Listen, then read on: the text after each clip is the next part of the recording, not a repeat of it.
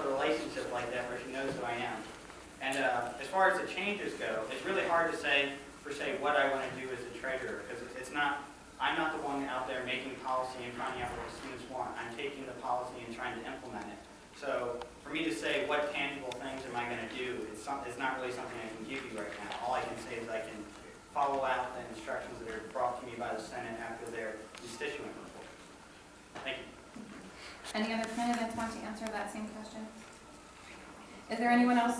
So is it just for us? Yes, Vincent? Okay. I don't know, is it just for the executive to answer that question? We're going to keep it to the 7 here first, and then we're going to take other questions to the senators to the audience. Vincent? Awesome. Hi again. Great question, Mariama. Many of you may know me. I'm the current treasurer now. So you may ask, how do I get feedback from students? Well, I sent an email to all undergrad and graduate clubs who receive money from the finance board, asking them input on how they would like to see how the finance board would change next semester. I met with Mariama, I met with yourself, I met with Miss Ann Margaret over there, and actually, I believe I wrote a 6-page allocation proposal on what you guys said, and handed it to Miss Anderson upstairs right there, and sent her an email copy from your feedback. So I feel... where can we find a copy of this? I can give you a copy right here. I would like a copy. So I feel that I have good connections with the students, and I know how to pass on information to the proper administration. Thank you. Any other candidates for the same question? Rob? It's like I said, that was a really good question, Mariana. I think a lot of the people here want to ask that question, but kind of afraid not to ask that question. So let me start off by saying that first, we really can't do anything right now until elections happen. But once the elections do happen, if I am elected as your president, before this past year, what we lacked really was that we didn't have a set in stone constitution. Our constitution was very weak. We started off like job descriptions weren't really outlined properly, and it was just not a proper constitution for a student government of a university. But now we have a very solid constitution. It's very strong, and everything is really outlined in it properly. Before, like, my job description, I couldn't really go out to anybody and say, you haven't done that, and people were like, oh, you can't really do that constitutionally. But now I can do that, so what I plan on doing is implementing people, the change, and implementing people and assuring everybody is doing a job. Basically, if somebody's not doing a job in the exec board, I can go out and take them one-on-one and say, hey, what's going on? Before I really couldn't have done that. So that's what I plan on doing, is using our Constitution to really our best advantage and leading through our Constitution and providing change for you guys. Thank you. I will now take one. American. I also want to mention that this past school year we did not have a full board, so we did miss out on a lot of student voices, especially in our School of Public Policy and in some parts of our School of Business. The fact of the matter is that now, just by looking at the people that are running, we can have a full board, and we can get out there and we can find out what everyone needs and wants out of their student government and out of their university. So hopefully with those voices, we can make that kind of thing happen. I want to say one thing. Like everyone else said, can't exactly give you dates yet, but like she said, by looking at this list, I see that we have dedicated people who want to do good, who want to help you guys. So I want to focus on the summer like training, so we know what to do, so we can help you. So the dates I can give you this summer, like I want to push for training, team building, so we can all work as a team. My relationship with the administration is pretty strong. I know a lot of them. I work in CSI, so I see a lot of clubs. I've never really personally talked to you, but I would love to. So if you ever want to talk to me, I'm in CSI, and I'm always there, and I always like see clubs coming in and out. So there's that. All right, guys. Well, I guess I should probably say something since I am the last one. But again, I can't do too much because, again, it's pretty much just for the money. But I think though I can actually try to change like the point system. because one thing here is point system works for some clubs, and then again, the point system doesn't. Now, I sit here and think about, okay, well then let's try to, thing is that like clubs now, whatever, you'll only get 300 and I think it's like 350. And to me, that's still it's not cutting it. So I was thinking maybe, just maybe we could try to create a rep from like, of course, like from the 4 schools, and then we could probably even create a rep from like the clubs and everything, and we could just try to, and then we would vote on the clubs trying to get that certain amount, I guess. And Okay. Would our other sponsor, Digital Designers Guild, like to ask one question? My question is aimed towards all the candidates. As you mentioned before with allocations, and you mentioned before with a restructuring, how do you intend to make the promises that were supposed to happen this year with the candidates that were voted happen next year? And how do you, I'm trying to be a little bit more specific about this, but how do you intend on contacting the clubs more often, and how do you, developing that line of communication with clubs, and how do you intend to actually help clubs? Because right now, the majority of people who do vote in these elections are people in clubs because they're the more active people. So how do you intend on keeping these people in touch who want to have the information that you guys are doing? Because I actually haven't really heard much about student government this year at all. Except for a few emails, that's it. And they weren't from student government.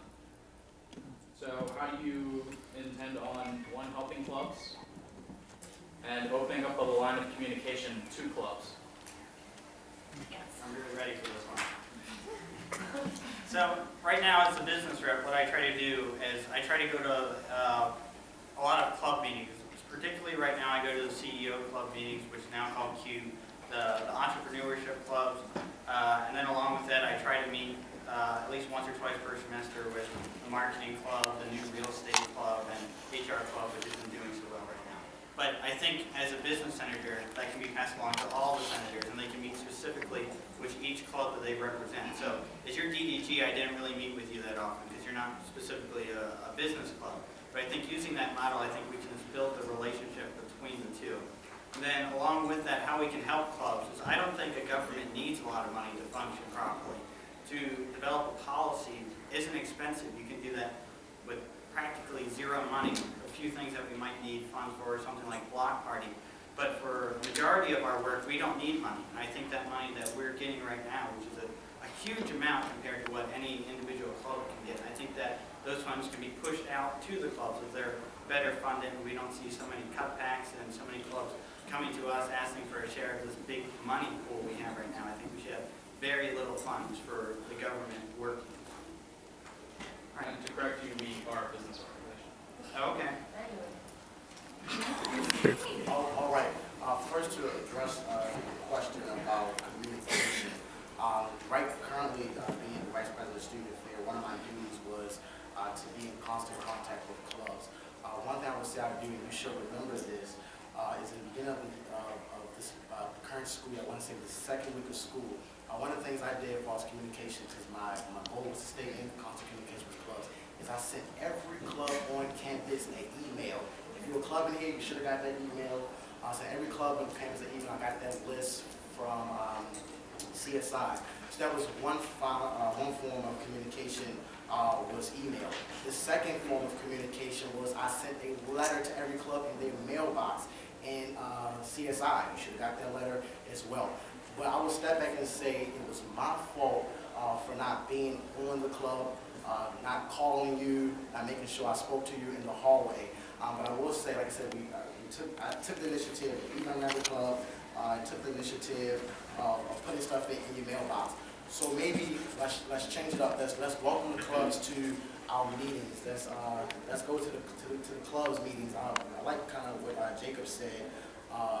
Find the representatives on the student government that kind of represent the different clubs, to go to their meetings, bring back different reports from the clubs. So I would say that's a form of communication. But one thing I would also say is, I think the clubs, let's make sure I say this right. 10 seconds. I'm saying. With this, like I said, I work in CSI. I'm in constant contact with Carrie and Joe Snyder. Courtney Smith, as y'all know, she works with the student organizations with Joe. I can definitely say I've never really been to any other clubs meetings, but if I do the presidency, like I want to have constant contact with all the presidents of all the clubs. I know it's a lot, but I definitely want to have that personal email so I can have like constant contact. Shoot me questions you have, or ask me anything, or just me shooting the ideas out to you, like what do you think about this? So I definitely want to work on that. All your information is on CSI link, so even if you don't want to give me your email, you can find it on CSI link. Like I said, like he said, CSI mailbox. I know we don't really use them because I put mail in mailboxes every day, you know, completely filled.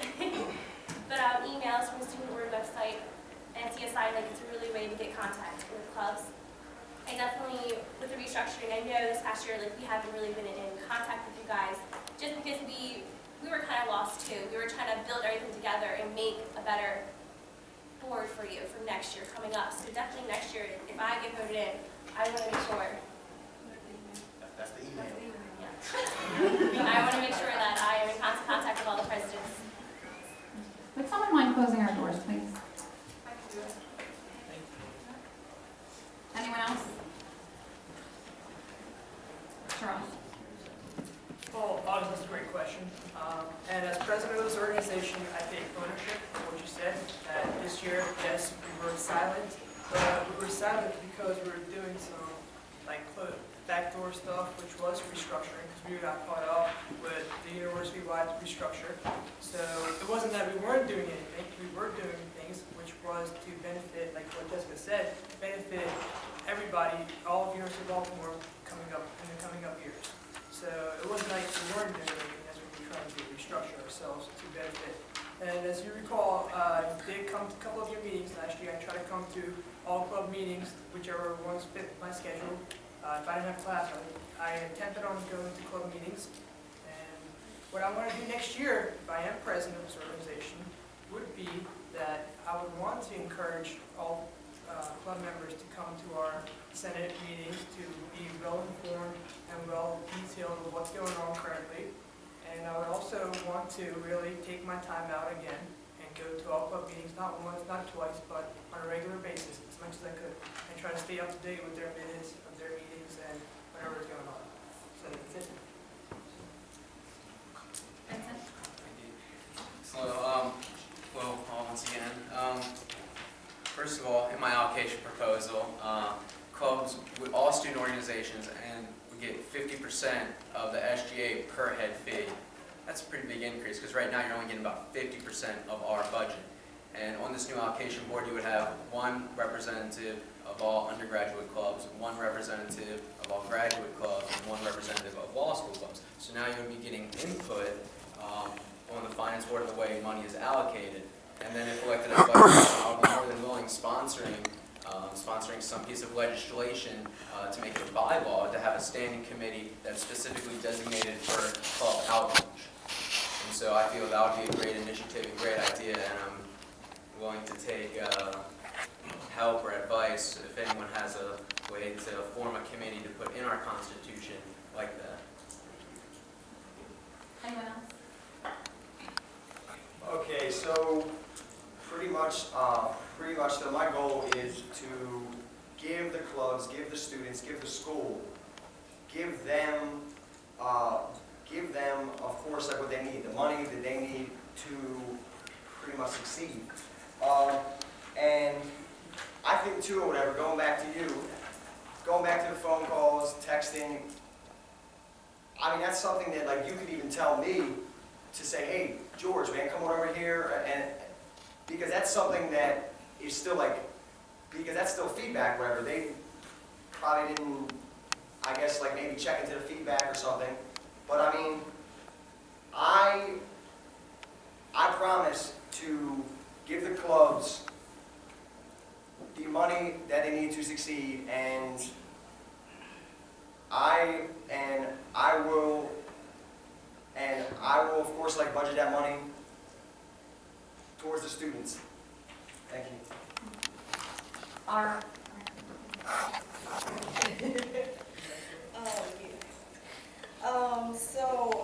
People who know me personally, who are in student groups, well, for the most part, have seen my presence there in their groups.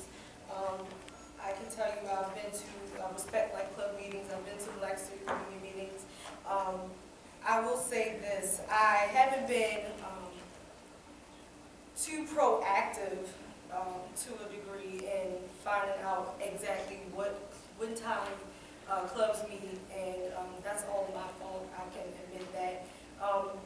But that doesn't mean that I do not care about student groups, that doesn't mean that I don't care at all. That means I just, how do I say it? I do care. That's pretty much what I'm saying. I do care. And the thing about it is that communication is two ways.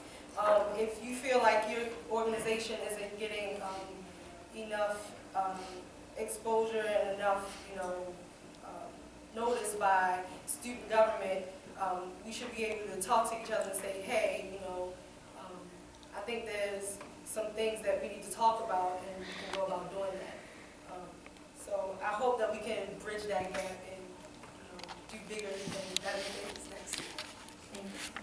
Our other sponsor, Respect Life, would you like to ask one question, please? Yes, I'd like to ask each of the candidates, what's your leadership style, and how will it affect your governance over just the club affairs, but also the student body itself? Because we haven't really talked about how you guys are going to lead. Like, is your leadership style is it fair? Is it authoritative? Is it, etc. So, if you could please explain your leadership style and how it's going to affect your governance as SGA officers.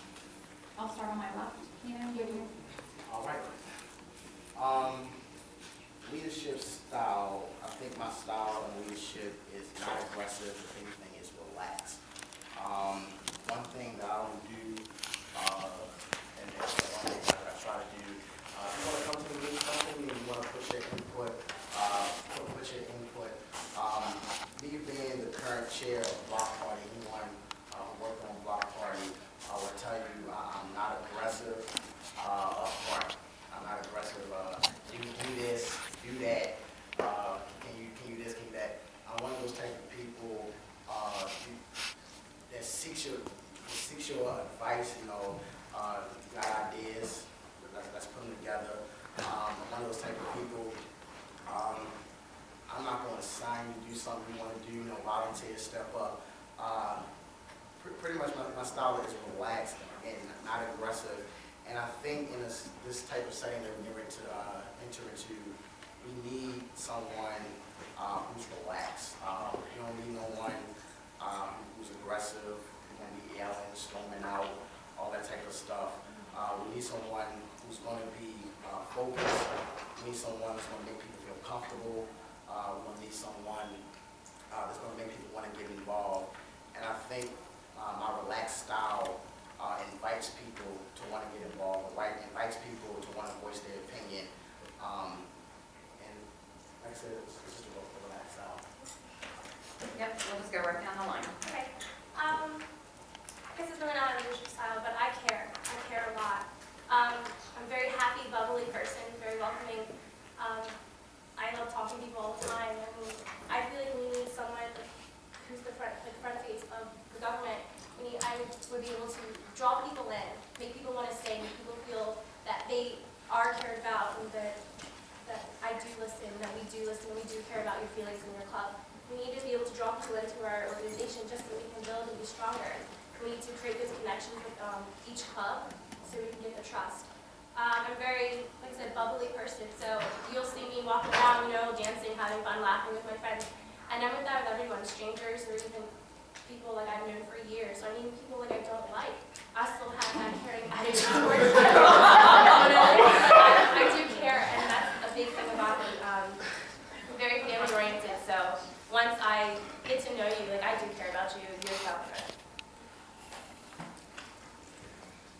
Well, myself, like, let me back up and say, in high school and currently I'm a captain of different teams such as football, basketball, and I'm currently one of the 2 captains of our University of Baltimore's lacrosse team. So my leadership style, what I've learned from there and what I continue on this year, I don't have one leadership style. I would just change myself to better fit whichever I believe is the best style to lead at the moment. Like, I can be authoritative at times when I feel that nobody's doing their work. I'd be like, hey, what are you doing, man? Come on. Like, let's get to work. And then laissez-faire, I can be laissez-faire at times. If I see everything's going smooth, I can just lean back and sit in my chair and just like relax and let everybody else talk it out. So, like, but I do believe that having different leadership styles is the thing that what we need for next year is when we start out fresh, we can't be like totally just hands away from the government. Just let the Senate, let the Vice President do everything. You need to be more active and really be on top of things. Because if you're like Lester, you're standing out like, just text messages a couple of hours before a meeting, be like, hey, we're on a meeting at this time. You can't be doing that. If you're authoritative and like plan, you've got to be on the ball, on the money at all times. So that's what I feel is necessary for next year, and that's my leadership style.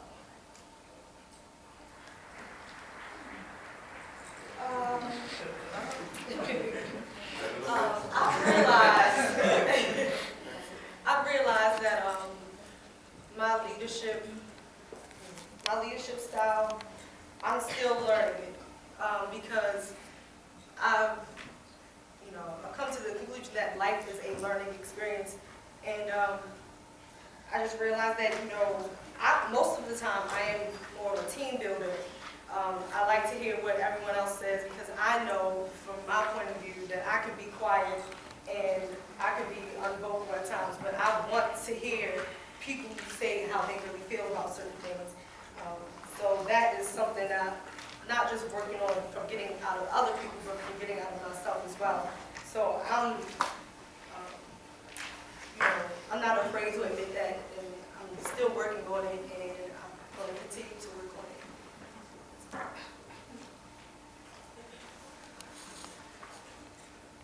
Hello. Good question, Margaret, by the way. Love to take time to find out your leadership style afterwards. That was a little cheesy, I know that. My leadership style, I don't think aggressive is a bad word when it comes to leadership. I'm known to be aggressive and passionate about the things I do. That is because I care. Just because you're aggressive doesn't mean you're not getting work done. Aggressive people tend to come off, strong, but at times you need to be reserved. And I feel I'm aggressive. I'll be honest. I'm very aggressive. But that's just the way I am. But I've done a good job being aggressive. I've met with a lot of people and I've got a lot of stuff done in government.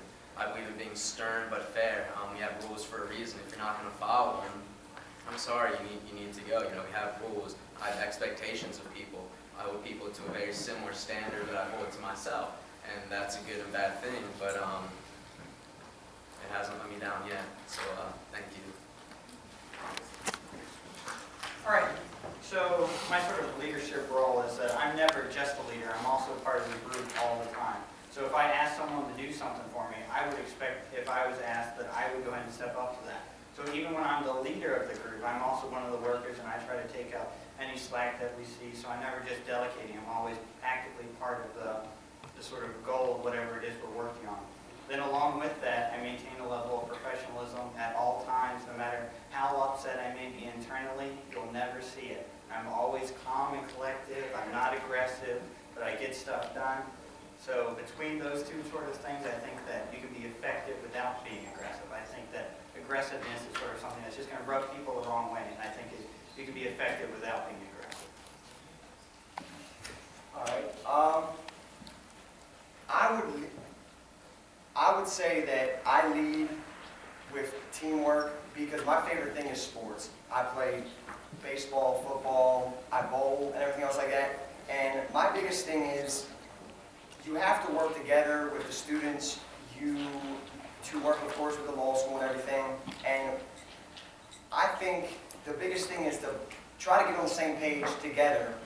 Same thing for the students and everything. And so I'm still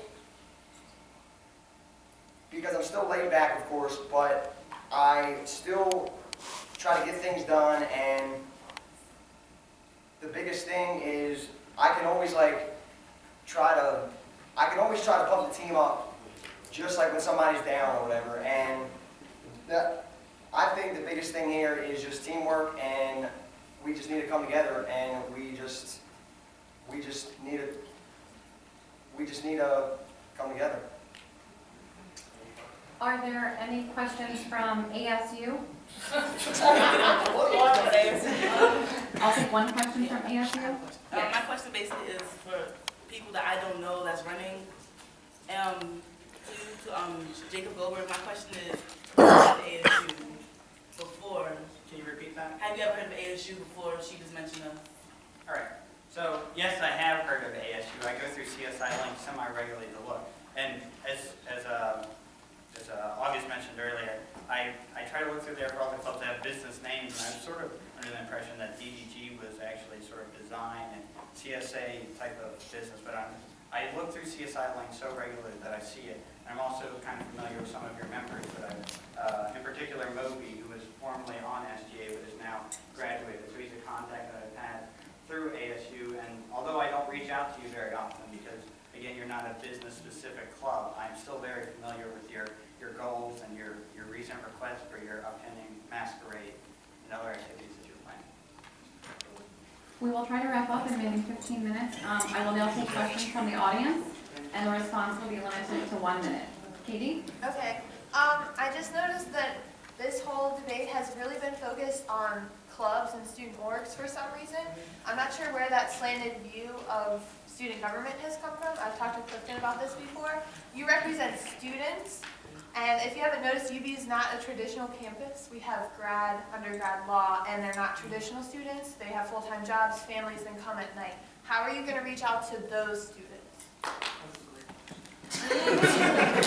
This is for anyone. Start on this side, anyone? Like to answer Katie's questions? With that, I've been thinking about that, and definitely like campaigning wise, I've been thinking about like Saturday school students and night school students, and how yes, we don't really do anything for them. I'm definitely rest of this week and all next week, I'm going to staying later, talking to students, and that is the big problem we have. To fix that, I feel like we need to be in contact with maybe professors or even like the deans of the schools, saying like, what can we do to reach to these night students? Have later office hours, have like tables set up so we can be the voice of them and talk to them, because they're definitely like the Saturday students. Does anybody know we have classes on Saturday?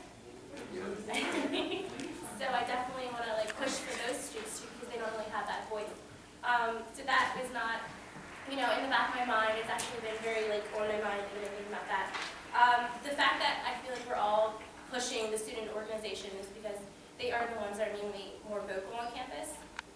So I think that's why we always focus on that, but then we always... All right, I'm gonna go. I didn't want to go first.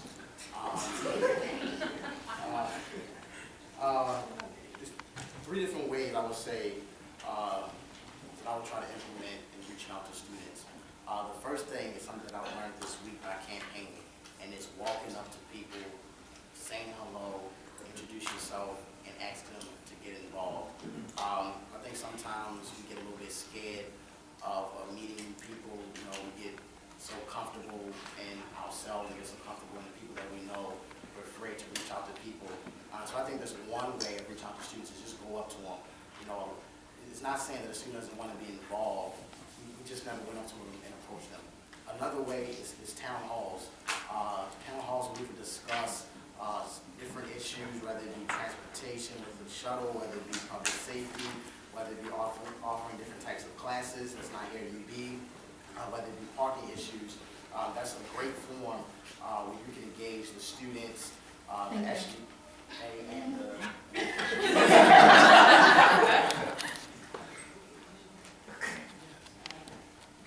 Katie. Let me start out by saying that, but let me